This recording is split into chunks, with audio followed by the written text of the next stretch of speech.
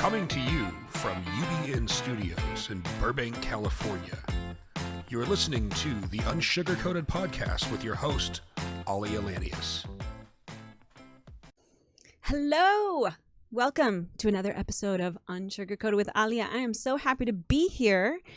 And I've got another exciting episode for you. I can't wait to share. And before we get into it, I'm going to share one of my lovely stories on my background, which I know you guys all love. So when I first my first job, I should say, was at 14 years old. My boss was a local Allstate insurance agent with an office in Vallejo, California. And my mom happened to own a financial consulting firm up the street. And no joke, I remember him telling me, if you're anything like your mom, I don't care how old you are, you can have a job with me. And so I did. And I remember getting my little work permit, and I would go to his office outside of school hours 3 times a week. And, what did I do? I was a 14-year-old, right? So he would give me a list of all these people to call. And here I was, this 14-year-old girl calling people, probably while they're trying to enjoy their dinner, asking them if they'd allow me to provide them with a quote on how much money they could save if they added their boat, auto, or motorcycle to their homeowner's policy or something like that. All I know is when I look back at that little girl making calls to people, I'm sitting in this office, I'm asking people to talk to me, a child, about their financial transactions, and I'm poring over these big books. I'm sitting with a table or a lamp on the desk. And really, when I think back of that image, I realize that was the beginning of me exhibiting boss babe vibes. Like I was too young to appreciate it then, but this was, one of my earlier starts. And it's doesn't surprise me when I look back and think about the fact that I did start working for myself at 23 years old. Partly I'm grateful that I had those experiences, but at the same token, it's like not a surprise to me. And at 23, I had my first music promotional business that I worked alongside my day job. I say on and off because owning a business is not for the faint of heart. And there were times between owning my businesses that I was like, let me just go to a corporate gig, let you pay the rent, let you pay the phone bills, let you pay all that, and I'm just going to come in and cash my check. In fact, I genuinely remember one time a guy was interviewing me, and he's just like, you've owned a company, why do you want to come work for us? And I'm like, because I would like for you to have the headache instead of me. And but of course, me being me, that always didn't end well necessarily either. In fact, in one case, I was constructively terminated after I had filed a complaint on discriminatory behavior that I was receiving from my supervisor shortly after having my son. And, that case actually was eventually settled. They paid me because I had been able to prove that it had happened. And, quickly being in the corporate world would always remind me why I wanted to get the hell out. And that didn't mean work. I mean, I like working with corporate companies, but I did not see my future as being in the corporate world as much in that sense. So, I wasn't going to have someone else tell me how far I could go and at what rate. I also grew tired of being leveraged, working my butt off only to be discriminated against or to be marginalized and discounted. So yeah, largely, unless I wanted to, for the past 15 years, I'm the one calling the shots about how I spend my time in the workforce and energy, by the way. So, and while not every person may have that opportunity now, that doesn't mean you don't have the opportunity to create it in the future. Also, on a personal note, I feel that every woman should be celebrated. The hardworking stay-at-home mom, the career-orientated femme fatale, the one who is trying to balance both, maybe because she wants to or maybe because she feels she has to. Regardless, we should all be helping and celebrating each other, not shaming or projecting our own issues onto one another. And we all have our roles, and I got to tell y'all, there's enough for everyone to go around. There's enough energy and space in this world for us to all hopefully get to do what we want to do and what we should be doing. So today, I've invited a fellow female entrepreneur to discuss this topic, her own story about what made her switch from corporate life to actually becoming her own corporate boss babe, as well as what she is doing to create equity culture in her own company. So let's get started. Taff Zangana, a California native, is the oldest of 4. Born into a family that very much pursued the American dream. At the age of 3, she was already sitting in the humble electronics store her parents owned at the San Jose flea market. The experience of working on the weekends with her parents gave her work experience that most kids don't have at 9 years old. In her adolescent years, her father taught her how to run a business, from payroll to balancing the register to sales, and by 17 years old, she had taken her first job at GNC. Officially part of the workforce, her hunger drove her, and for several years, she balanced 3 jobs. In addition to GNC, she hosted a hip-hop show on 102.3 KJLH, hosted a web show, Juice TV, and wrote for articles for Street Approved magazine. In 2004, she left the media world to focus on her corporate career. Working with some of the biggest vendors in the health and wellness space, her responsibilities as regional manager grew to include Hawaii, California, New York, Florida, and Texas. Then one day, finding out a male colleague was getting paid more than her and had far less work to perform became the day she decided to quit her job and start her own business. If she was going to work 10 to 12 hours a day, it might as well be for herself. In 2019, she purchased her first GNC location in Orange County, and despite COVID, she has pushed forward. Here to have a conversation on women in the workplace, gender gap pay, and all-around boss babe vibes, please welcome Taff Zangana. Hello, gorgeous. Well, hello. Thank you for having me on today. So tell our audience where we're talking to you from today. You're talking to me from Irvine, California. I happen to live here and actually own a business here as well. Yeah, I mean, I thank you. I was like excited to have you on. We've actually known each other for quite a long time. And, you know, it's been exciting to see your journey as another female and the conversations we've had over the years. I love your background story about how you were just a child watching your parents work. I love how in the intro we had the picture of you. You're literally 3 years old. You're like a child sitting there. And, you know, I can relate because as I shared in my opening, like I used to sit in my mom's office. And one of the reasons I got that job was because, yes, at 9 years old, I was proofreading her brochures and stuff. And those definitely shaped me. How do you feel that, you know, and by the way, I have to say this, in the 80s, it wasn't really common for your parents to be entrepreneurs. You hear it more now. But I feel like back then there were multiple reasons for that, usually because of the, you know, just circumstances. But I was one of those kids who had a parent who was an entrepreneur. How do you feel that experience shaped the future businesswoman you would become from that age? And what was it like? Well, you have to remember, you know, being exposed to something like that was the norm for me. It wasn't abnormal. And for me, that instilled a lot of confidence, a lot of growth. It taught me, you know, teamwork, how to handle everything from customer service to inventory to, I mean, just being in charge of your finances as well. There was just a lot to learn from that experience. And I'm very thankful and grateful that my parents took me to work with them, because that motivated me to think that that was normal, to work constantly and to be your own boss. Again, this was very normal in my atmosphere because most of my friends' parents also sold equipment in that flea market. Right, because it probably became like a community. When you, so kind of like flash forward, you're a teenager, and I mean, I'm sure you had like this normal side, you know, the kind of what regular girls do, but you also were like, you kind of were a little bit different, right? You kind of had your eye on bigger things than like prom dresses and stuff like that. Talk about that. Talk about what it was like for you in that time. I actually was able to balance both. So my parents put all of us into sports, and they really believed in having us involved in team sports.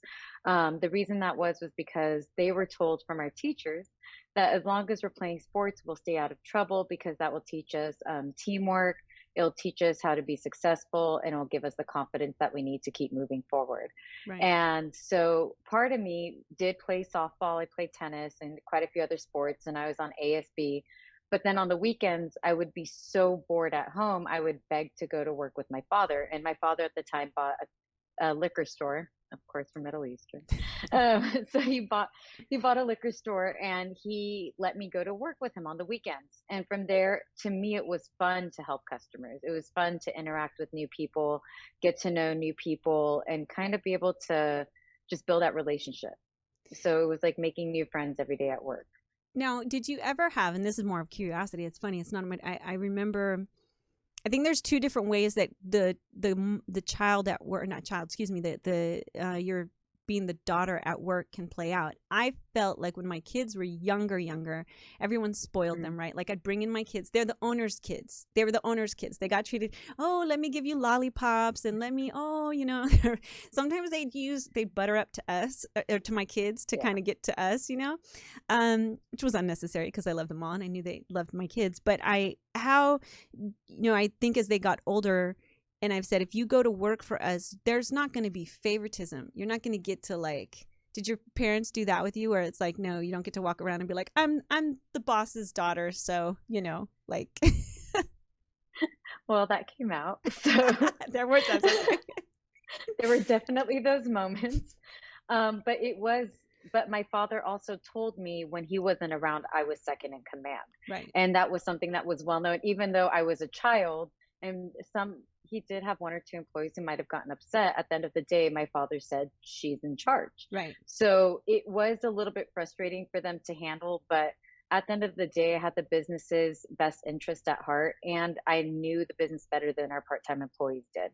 And because it was a convenience store, it was really just more like one-on-one coverage. So our interaction would probably only be for an hour, but it would be to get the things done that I wanted to get done for that day. Like I needed them to check and make sure that products weren't expired and to make sure that they were doing the cleaning and rotation. And I had to make sure that they knew about the newest updates, the newest sales tax increases. So for me, I've always had that power, and my dad's always feed me that power.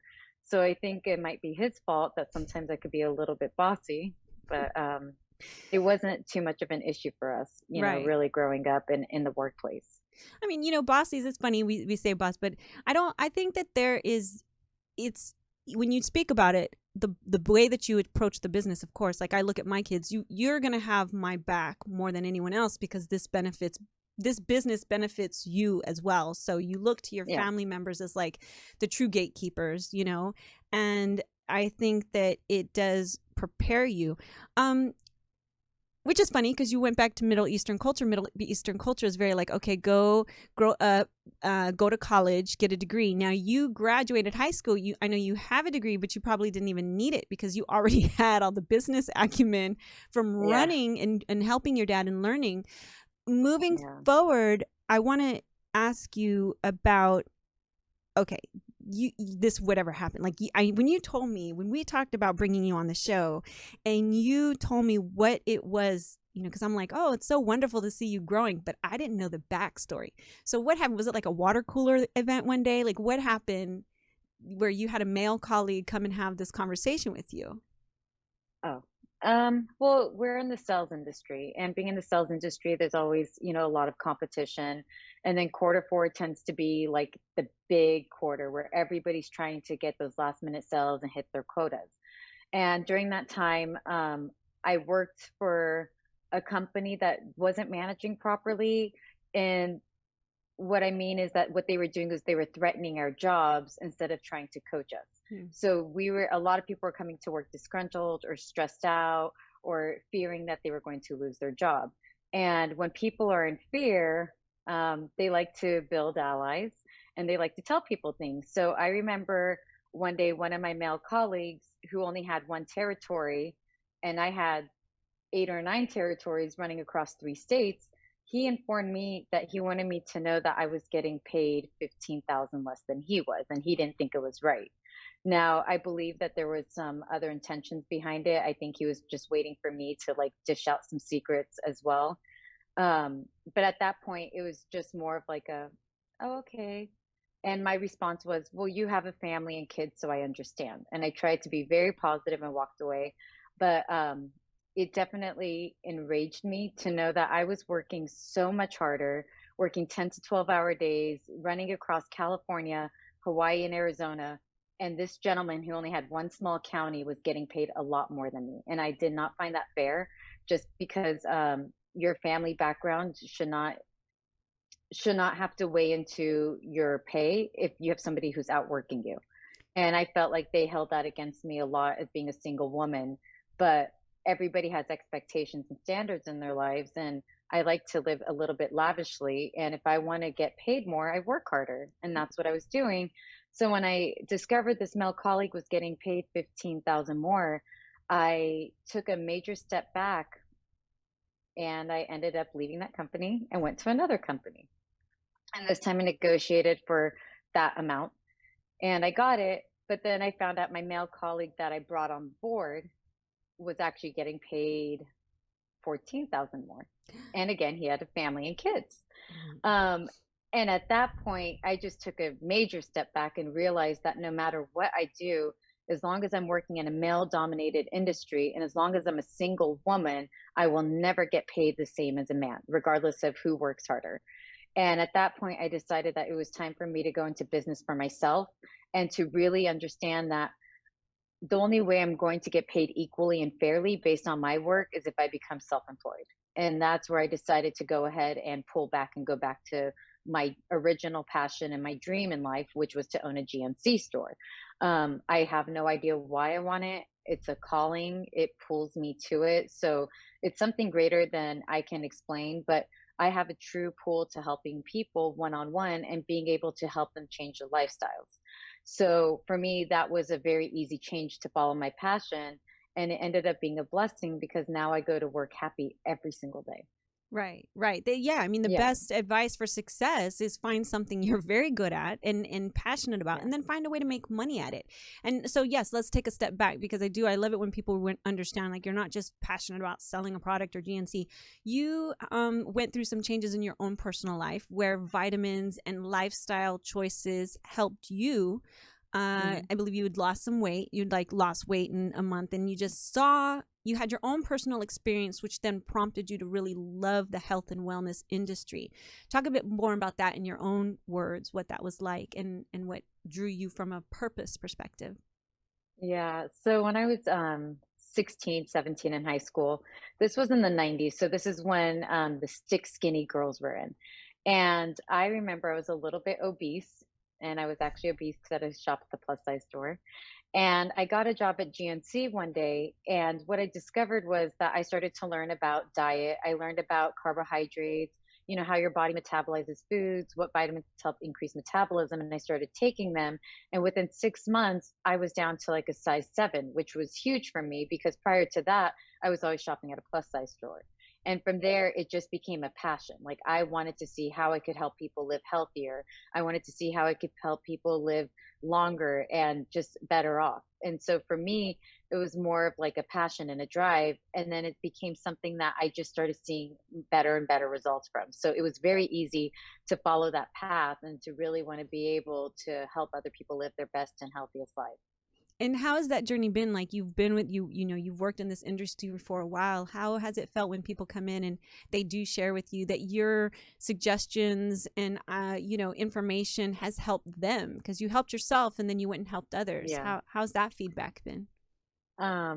That is the most rewarding feeling ever, to know that you were able to support somebody to change their lifestyle and to be able to live longer and healthier and to be able to enjoy the golden years of life later on, because we all want to live for a long time, but how many people want to live in pain?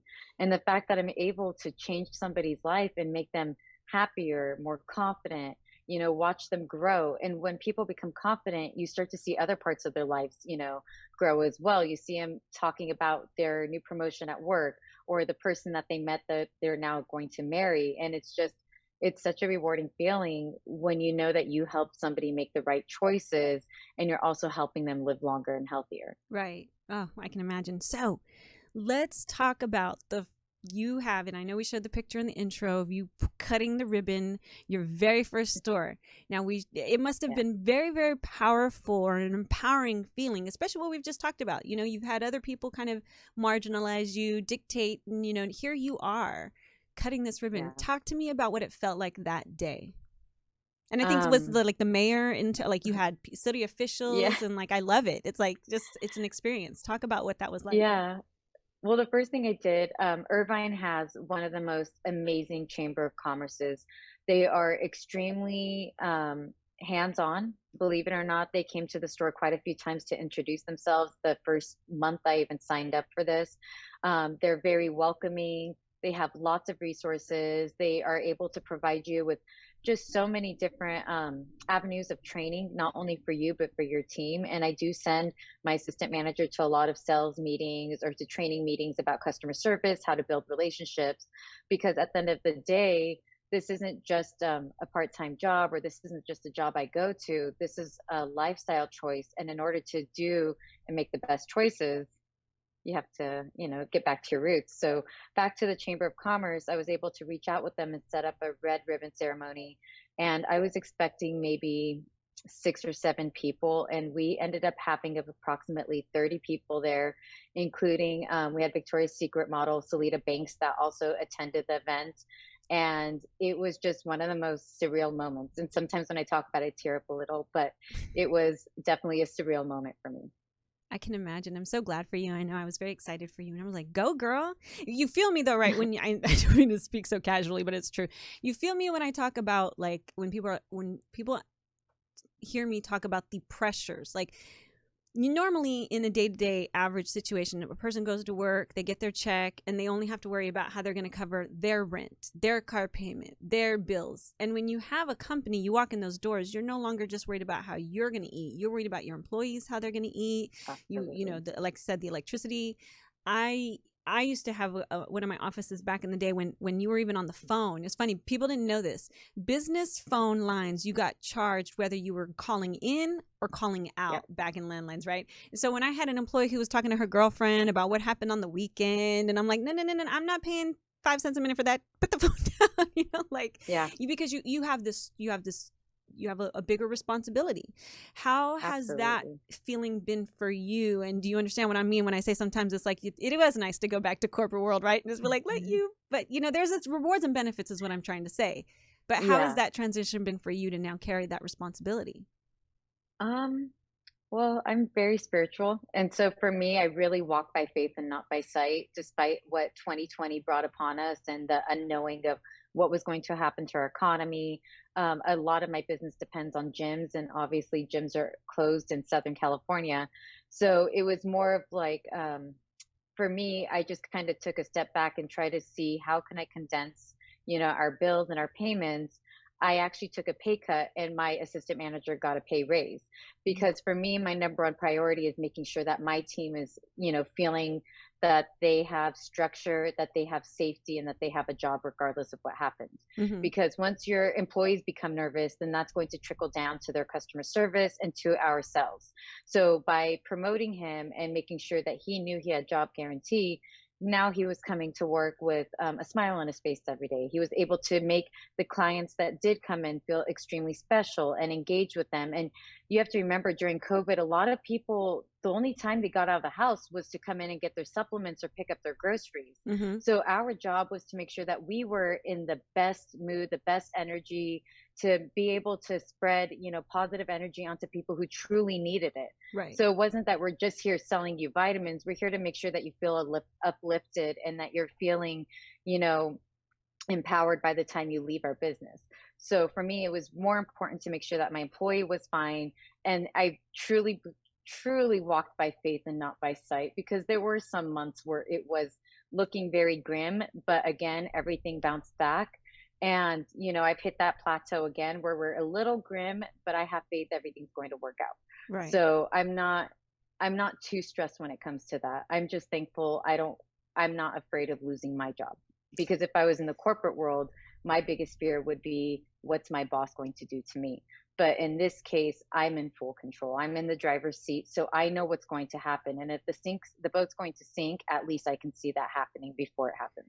Right, exactly. So this time around, I don't know how I've done it again. I'm not usually this calm, but I think just opening the business within the past year has put me in a very surreal and empowered place that I just know everything's going to work out. And then if it doesn't, we start over again. Yeah, I mean, it's not your fault. I think it's so good that you take that approach and have that understanding. Because for myself, having retail stores with my ex-husband, you've known me for many years. We had the Metro stores. Yeah. there were times we had to shut down a store. You come to a point where you have to cut your losses. But I think it's incredibly important and, like you say, and resilient of you to understand and know that, yes, sometimes the shoestring gets very tight. But if you can hang on, if you can keep going, and if you can continue to find ways to pivot, you will get through it. It changes. You didn't change the goalposts. The world did. And you are just adjusting. Now, I want to take a step back, because I really think it's important for other people to understand, especially when I said, I think a lot of people want to go into entrepreneurship, but there's a lot of risk. One of the things I always did is, and you did it too, or like, I always worked more than one job. And when I started a business, like when there was the starting point, usually I always had something else. When I was younger, I always had like 2-3 jobs. And if I had one that was my business, and I might have a day job, but a lot of people ask that, how do you get a business started? And obviously you need money, and you need, certain things in line, but like, part of it was always one of my suggestions of getting started. But another one is obviously the research. And I want to talk to you about that, because you didn't go and get a college degree in how to start a business. You had your business experience, but then you turned to YouTube, which is fantastic, because honestly, a lot of people say, where do I go? What are some of YouTube. Yeah, what are the like key points? And you turned to YouTube to kind of get your feet wet in what you should do. What were some of the things you found out? And having gone through this experience, what do you think is kind of the most important for somebody who wants to take that same journey? Well, the thing is, I think people use their phones in the wrong way. They just look at it as now becoming like a social media, or just to use a phone to contact people. And, you and I growing up in the 80s and 90s, we had to go to the library and research and grab encyclopedias. Mm-hmm. So what I've started to do was, a few years ago, I started to use my phone for morning affirmation. So I started YouTubing, morning motivation. And I run a 5K every single morning, because for me, it's important to start your day with mind, body, and soul. And I started, using YouTube as morning affirmations. And then later on down the line, when I started losing confidence in the companies I worked for, I started YouTubing how to start a business. And I, looked at Robert Kiyosaki, because he's the author of Rich Dad, Poor Dad. And he had a lot of valid points on how to invest, how to grow. And he always talks about not needing that much money to start your business. Mm-hmm. It's all about building relationships, building credit, and getting investors. Exactly. And I really looked at that and was like, well, this man's a millionaire. And if he did it by starting off poor, then why can't I do it? So I started looking more into his YouTube videos. I would love to tell you guys I read his books, but I didn't have time. I was on the road all the time, so I'd have to listen. No, I'd love you for saying that and being authentic about it. I'm like, it's not that I don't want to read, but I was also covering all of Los Angeles. So you're in the car for 3-4 hours a day. So I would just listen to things. And then I also listened to Mel Robbins a lot. She talks about, getting ready to do things now and using the 3-2-1 method and go. And so I decided, well, if I'm going to have a job, and why can't I be the boss? Let me look into getting this business. And, my father is amazing. He did invest a big chunk of the money into the business. And we decided to go head on. Again, I've worked with him my whole life. He's taught me everything I need to know. And we decided to go forward and move and open this business. But what people don't know is this is not my first time attempting to open a GNC. My first time attempting to open a GNC was in 2014 when I was working for a franchisee. And unfortunately, in the 11th hour, we had some issues with funds, and it just wasn't possible at the time. And that turned out to be a very great blessing, because we ended up getting the business much cheaper 5 years later than we would have if we purchased it at the initial time in 2014. And so this was my second attempt. But the thing is, I'm not afraid of failing. If I fail 5, 6, 7, 8 times, I'm going to keep getting up and keep trying again, because some people call it failing. I call it practice. So it's like practice round 1. This is practice round 2. I really hope this one succeeds, but if it doesn't, then I'm willing to try it one more time. Right. So at the end of the day, I'm sorry, I lost my train of thought. What I was trying to say was that this was a no-brainer for me. And I'm not a mother. I don't have kids. I don't have a husband. So it was a very easy decision for me to go ahead and take the risk now before I have to worry about financially providing for others. Right. Okay, so let's talk about that because it's actually going to jump me a little bit of ahead. But have you I spoke about it a little bit in the intro, but I find that we have a very interesting culture when it comes to womanhood, right? We have women who are telling the next woman, so when are you going to get married? When are you going to have kids? And then when they're like, it's not really for me right now. And it's so unfair. I think it's quite unfair because when people lay out their judgments, they have no idea what's going on. I know a lot of women who want to get married and have kids, but that has not arrived. So, hey, why sit around and go chase a business, go build something, go build an empire. What's wrong with that? Maybe it'll come, maybe it won't.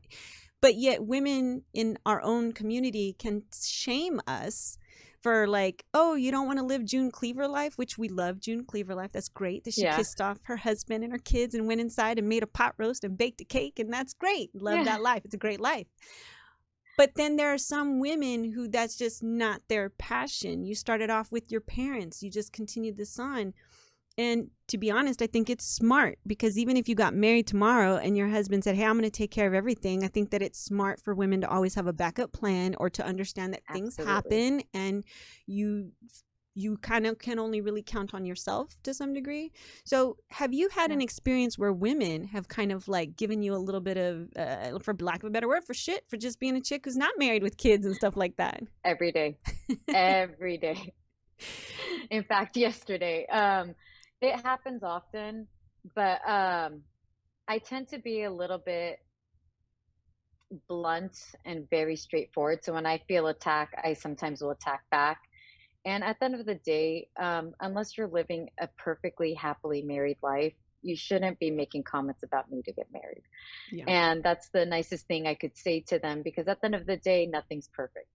Being single isn't perfect. Being in a relationship is not perfect. But everybody at the end of the day has to do what's right for them. And some people, maybe marriage isn't in the cards right now. Maybe it'll happen later on. I can't predict the future. I'm not opposed to it. It just hasn't happened because I've been busy traveling for work and trying to build a career. Would I like for it to happen? Absolutely. But I'm not going to force something to happen that's not right. And when it is right, I'll feel it in my heart and I'll know it'll be time to move forward. Yeah, absolutely. Do you get any pushback from your parents? Do your parents ever, are they ever not some anymore. of the They're so proud of me these days. Oh, not anymore. Yeah. They used to in the beginning. They definitely did in the beginning, but my response to my mom was, Mom, I became the man you wanted me to always marry. And she just has nothing to say to that, because I ask her, I'm like, well, what's the point? Is it companionship? I try to understand, why do people want me to get married? And a lot of times it's, well, who's going to take care of you? And you and I can both laugh at that because I can take care of me. Yes. And then it's companionship. But I feel like I have a pretty social life despite being an entrepreneur. I have a very social life, so I never feel that void. And at this point, because I'm now 37, they finally are very respectful of my life choices, and they know that when the time is right, that I will move forward and, be able to create that lifelong partnership. Agreed. And I think it's very strong when, like you said, it hasn't happened, but you've been conscientious of saying, I'm not going to step into something unless it's right for me, and I don't have to. Absolutely. And like you said, that you want to get married to have someone to take care of you. I mean, I was married. You saw me build a multi-million-dollar company with my ex-husband, and then when we divorced, I was not willing to fight for it. I just wanted peace of mind, and I let a lot go that I was entitled to because I had helped build it. I wasn't one of those wives that just stayed at home. I had a very active hand in our success. It was hard. And like you said, so why go through that? That's why I say, like, even my husband and I now, the marriage I'm in now, he's building his thing and I'm building mine. I'm there to help and support, and he's definitely there to help and support me, but it's my thing, right? Like, and I do that and I'm very, clear. Let's talk a little bit on some specifics on actually kind of going back to like the industry and women working, the gender pay gap. I've got some statistics here. According to payscale.com, in 2020, women earned 81 cents for every dollar earned by men. And by the way, that gap widens when we move to people of color. So you've worked in these industries and you've seen, and I don't think that people understand that while it's hard to track, over a course of time, that what that gender pay gap does, the difference between the earnings of women and men has shrunk only by an incremental amount each year. And there remains a disparity in how men and women are paid, even when all compensable factors are controlled, meaning that women are still paid less than men due to no attribute reason other than gender. The gender pay gap is wider for women of color, women in executive level roles, women in certain occupations and industries, and in some U.S. states. So you personally experienced this. You're putting in all this work and effort, and you said it. You said he had a family, which you were very understanding, but that doesn't equate to what we should be getting paid. Like, if I'm capable of a job, I should be getting paid on my capabilities for the job, not how big my family is. If you want to pay us all more money, then that's great, but you shouldn't be discriminating. You are a businesswoman and you have a company now. Based on that experience, how does it play into the culture that you're creating for equity amongst your employees? And how do you avoid doing the same thing? Well, it's easy. You get paid based on your position. And I typically have a very diverse team. I like to have the same amount of men and women working for me. Everybody gets paid the same, but what changes is if you're an assistant manager and you have a lot more responsibilities, there's already a set pay rate. So everybody knows their set pay rate. They know their set raises. So there's a lot of transparency in pay wage because employees do talk. So I like to be very honest and straightforward. However, what I do for them, because we are in sales, is we have incentive programs. So they do work off of commission as well as sales goals and making their bonuses. So at that point, it's not it's not on me how much money they're making. It's on how hard they're willing to work and what they're willing to do. And they also do get weekly one-on-one coaching with me. So it's not like they're not getting the proper tools to help grow and develop. It's, I'm just there to guide them and coach them and just make sure that they're getting paid what they should be getting paid, which is hitting their sales goals and making those bonuses. Yeah, that's actually really good. I know I did the same. I think it's so important. You give people the carrot and you let them chase it, and you kind of create even a mild competition between your employees, which is a little bit healthy. It helps drive sales, but it really does give them the feeling that they're in control of how much they can make. And if somebody's slacking, then I always would say, like, well, you have the opportunity. It's there. I think that's great that you're doing that.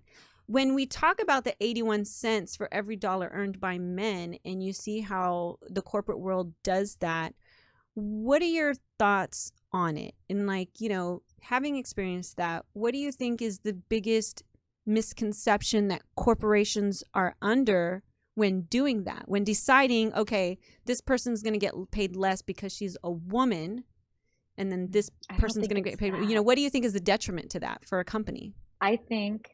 I truly, and this is only because I work for 3 corporations, I truly believe at all 3 places I heard, well, he has a family. Well, he has a family. But I also worked in the sports nutrition industry. So there was 1 female to every 10 men. So really we were at, or out of 10 employees, there was 1 female. So it was 90% men in my workplace. Again, I was probably the only single person. And man, my old colleagues would give me a hard time about that, believe it or not. It was very interesting. But because I was single and I didn't have a family to provide for, that determined their pay because they needed to get paid a little bit more in order to stay with the company. And the company viewed them as a talent and that they didn't want to lose them. So they were able to pay them more. I do always negotiate. So whenever they offer me salary, I automatically ask for 5,000 to 10,000 more. And normally they'll bump it up a little bit, but there's still a ginormous pay gap between me and my male colleagues. Whether ethnicity has anything to do with it, I don't know. That could play a role because if you see pictures of my colleagues, the majority of them were Caucasian, or if it just had to do with the fact that I was a single female. So I'm not sure where they're coming up with these ideas or where this ideology started from, but I don't think being the head of a household should justify why you're getting paid more. It should be based on what kind of work you're bringing to the table and how much you're actually able to contribute to the group. Right. And it's a bit BS, like you said, because actually you said it yourself. You're usually the single one, or not usually, but you can be the single one. Whereas most women, like all my female employees, they usually had a child, or maybe more. I had mothers that worked for me, but yet I know in the corporate world that actually, so it's funny how they say that, but then in actuality, you had a lot of women. That statistic is not just to women who are single. This is all women. So if I'm a woman with a family, why do you think I deserve more? So it kind of obliterates that little BS line that they do. Well, he's head of a household. Well, there's a lot of women out there. We're not as much in the Leave It to Beaver era, right? Where every married couple, or, it's like, I know your parents are still together, but my parents divorced in the 70s before I even knew they were together. So it's been where you have the culture where more divorce, more women are head of house. I was head of household for quite a bit of time. And, the reality is, I know that part of the reason for the gender pay gap is that women are perceived to be more likely to take a break during their careers to have children, or to seek lower paid positions that offer more flexibility to make it easier to manage a family. Some people mistakenly assume that this explains the gender wage gap and eases fears over sexism, right? Like, oh, well, it's because you're going to have to take off. But I think that is, this explanation does not fully account for the gap. Neither do differences in education, experience, and occupation. As we can see from the controlled gender pay gap, it also doesn't negate sexism in the workplace. So I say that to say, like if you're hiring a female and you're thinking, oh, well, I'm going to give you less because at some point in time you may decide to have a baby. No. Right? No. Like, tell me your thoughts on that. That is, as a woman, that is so, that makes me cringe hearing something like that, because whether a man or a woman has a baby shouldn't matter. Well, the reason I say man is because the last two companies I worked for, the men were able to take paternity leave when their wives have a child. Right. I'm not sure if it's a thing that they're only doing in California, but at the end of the day, both genders can take a leave. So why would that determine how I'm paying a woman? Yeah. Well, you're right. That's And very plus, inappropriate and unprofessional on their end as a company to even say or admit to something like that. Agreed. Because nowadays, too, you have more active fathers, right? I think growing up in our day, dad went off to work and mom was responsible for everything. And now you have dad taking off to go do soccer practice, and you've got all this interaction that leads dad to be more of a caretaker. I know my husband is definitely involved in caretaking of our daughter. So it definitely doesn't hold as much water when you see that our culture is changing. And so, I also think it penalizes women. That break that we may be taking, that's to take care of kids. And I think that what you come back with is actually more experience, more ability. If you're a stay-at-home mom, you know how to be executive assistant, you can make appointments, you can do this, you can manage all these things. But, I say that just to say it shouldn't be one of the reasons that companies do that. And I'm sure that, when you move forward with your practices, you keep that in mind. Assumptions. Oh wait, hold on one second. I remember, even I have to give a shout out. I had an employee, by the way. This is the other assumption, that when they get pregnant, suddenly they're not as useful, or that, like, I had an employee, shout out to Maria, who literally worked for me in my store until like the day before she went into labor. I remember just getting a text, oh, I'm going in labor today, I'm not coming in. I was like, okay, you're not coming in. I wanted her to stop. She was like, no, I'm going to keep coming in. Like this. Okay. And I say that to just speak to this idea.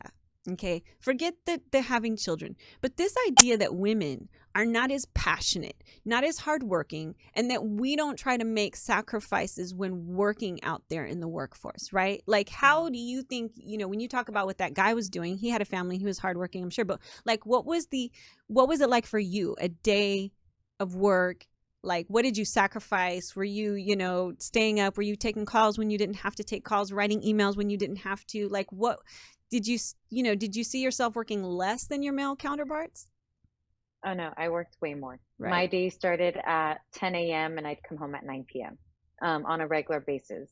And so my days were extremely long. I found out, again, this was towards the end of my time with the company, because once all this information was provided to me, it really put me in a position of this wasn't working for me anymore, and I don't belong in the corporate world. I was working more hours, and if anything, I was getting paid less, which really hurt my feelings. And I would see my male colleagues get off at 4 p.m. when I'm getting off at 9 p.m. There's a big difference because the sun was still up when he got off, but I'm coming home at 9 o'clock at night. And it was because they had the kids soccer practice or football practice. So I didn't find it fair that because I didn't have a child that I was getting penalized in a lot of situations. And for me, going back on what we were talking about, women having children, I truly believe that the day you have a child, whether you're a male or a female, the day you have a child, you now have motivation and drive to do everything that you can to provide for that child. Yes. So if anything, if a woman has a child, I know she's coming back to work with more drive, more passion to grow and to be able to provide for her child. Yeah. So very good I just point. wanted to touch back on that. No, that's an amazing point. So true. So true because, it's a why. Yeah, I mean, exactly. And even when I had employees, I mean, I don't know how you, but when you have an employee who does, I think as a mother, it made me more sympathetic to like understanding when kids get sick or stuff like that. That's what I used to get penalized for in the corporate world and why I didn't do well with it. It's like, oh, I remember one time being away for a week. I was at a programming course for my company, and then I was gone for a week. While I was gone, my son had to go to the ER. My ex-husband had cut his hand and had to go to the, all this stuff had happened. So I come home and I'm like, okay, I'm working from home. Now, mind you, I had a corporate level. I was a project manager. It wasn't something that I wasn't allowed to do, but I'm like, I was gone for a week for the company. I need to be home. I'm going to work from home on Monday. Let me tell you why I was fired, Taff. And this was from another woman. We got to speak back to like the women who don't help other women. My boss, the director, fired me. Let me tell you why she fired me. Because I told her I was working from home on Monday and I didn't. She says, you didn't ask me. And I'm like, are we not grown? What are you talking about? And now you're going to penalize me. I just gave up this entire week. You know what I mean? Okay. Yeah. Let me ask you, for now when you're working in your company and you have these day-to-day and you're working with, like you said, COVID, what drives you to continue not like giving up when that shoestring gets a little thin and, like what drives you to say, no, this is, I'm going to keep going? Well, it's easy. I have the biggest chip on my shoulder because I've been in the sports industry for 20 years, revolving around GNCs. If it wasn't GNC, I was a vendor for GNC. And I've now have at least hundreds and hundreds of people who follow me on Instagram. So for me, I know a lot of people had a lot of negative feedback from me when I did say that I was going to go into the industry. There was a lot of whispers that I was making bad choices. There was a lot of I felt like people were trying to talk me out of doing something that I knew in my heart was meant to be. So for me, I have this chip on my shoulder that I have to succeed because I have to prove them wrong. But in addition to that, being spiritual, I already envisioned myself being successful in this industry. So I know that these next 2 years are going to be challenging, but every first year or two of owning a business is challenging. So I'm kind of glad that in my situation, I'm going through this challenge with the whole world. I'm not alone on this. Yeah. But I do know passing the next year or so, everything's going to be fine. It will. It's always been fine. God's never let me down now. Why would he start at this moment?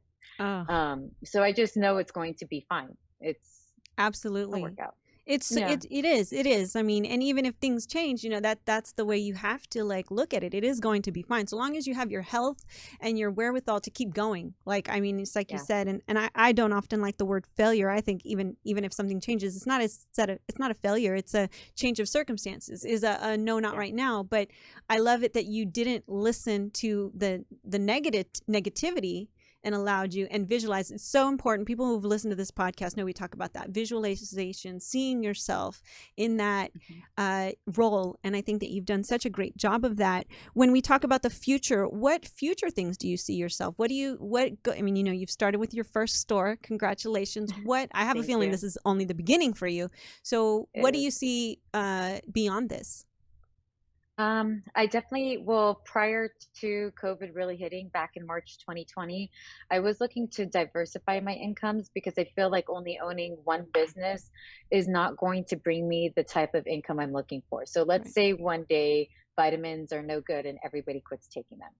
what do I fall back on? So I was looking at diversifying and opening a variety of essential businesses that will always be in business no matter what happens. So that could be like restaurants, that could be laundromats, that could be stuff like a convenience store, because no matter what, somebody's going to have to come in and buy food or drinks or gas.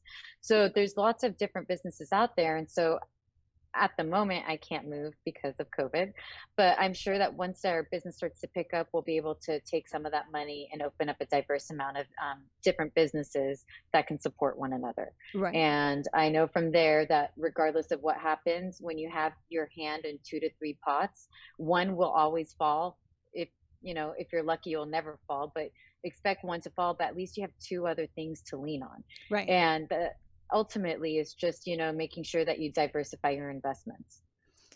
Very, very, very true. Exactly. That's exactly the same thing we went. It's funny you say that because, yeah, even in Metro PCS, my ex-husband, we built back in the day, very successful. Who would think that, cell phones would become so competitive? But I mean, and we started ours during the last recession. And to start a business during an economic, downturn for society is it's an interesting journey to go through. I've been through opening a business when it was really good and when it was really bad, and both have taught me a lot.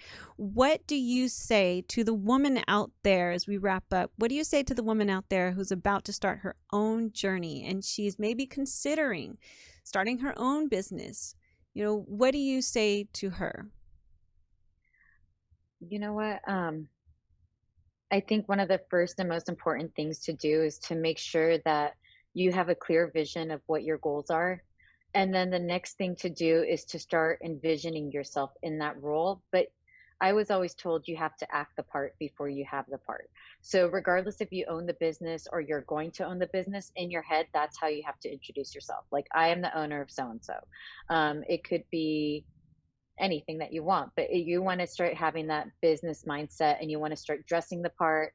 You want to start using the proper lingo, the proper terminology, and really put yourself out there. And then also one other small thing is maybe put 3 months worth of, of income, or just to make sure that you're covering your utilities, your rent, and your bills. So in case something does happen, at least you have a small cushion to fall back on.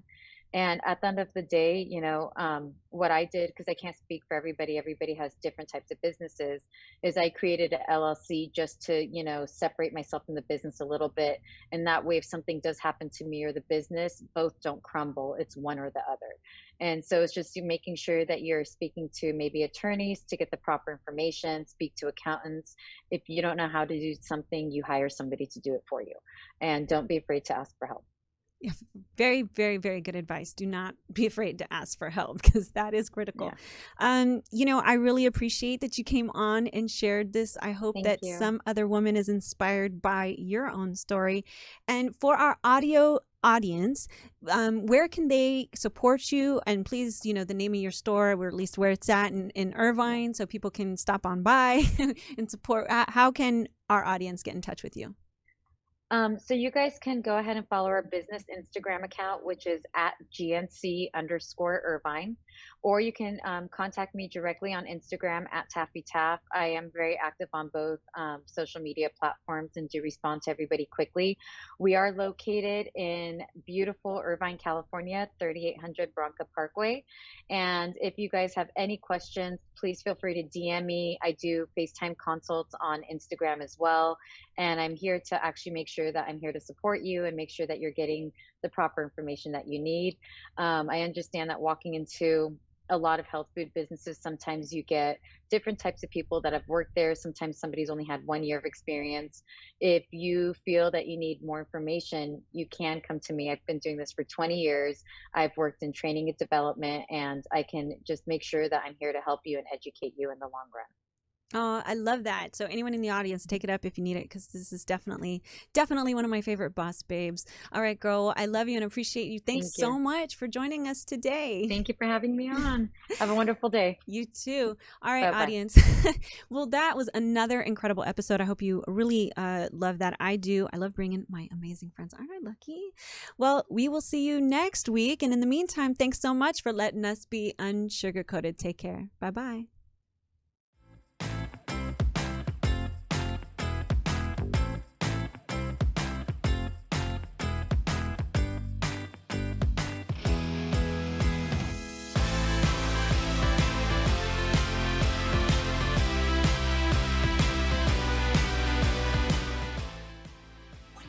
doing here?